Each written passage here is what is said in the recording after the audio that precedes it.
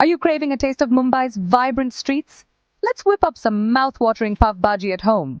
Start by chopping up 2 onions, 3 tomatoes, 2 capsicums, and 3 potatoes. Trust me, the chopping is worth it. Now, heat some oil in a big pan and toss in a teaspoon of cumin seeds. When they start to sizzle, add the onions and sauté until golden brown. Next, add a tablespoon of ginger garlic paste. Stir it in and let that aroma fill your kitchen. Throw in the tomatoes and cook until they're nice and soft. Time for the capsicums to join the party. While that's cooking, boil and mash the potatoes. Add those to the pan along with a tablespoon of Pav Bhaji masala, a teaspoon of red chili powder, and some salt to taste. Mix it all up and let it simmer for about 10 minutes. Fun fact: Pav Bhaji was originally a quick meal for Mumbai's textile mill workers in the 1850s. Now, grab some pav buns, slice them in half, and toast them with a bit of butter on a hot pan. You want them golden and crispy.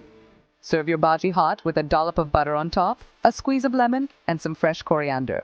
Don't forget the toasted pav buns on the side. And there you have it. Easy pav bhaji right at home. Enjoy the taste of Mumbai's street food in your own kitchen. Happy cooking!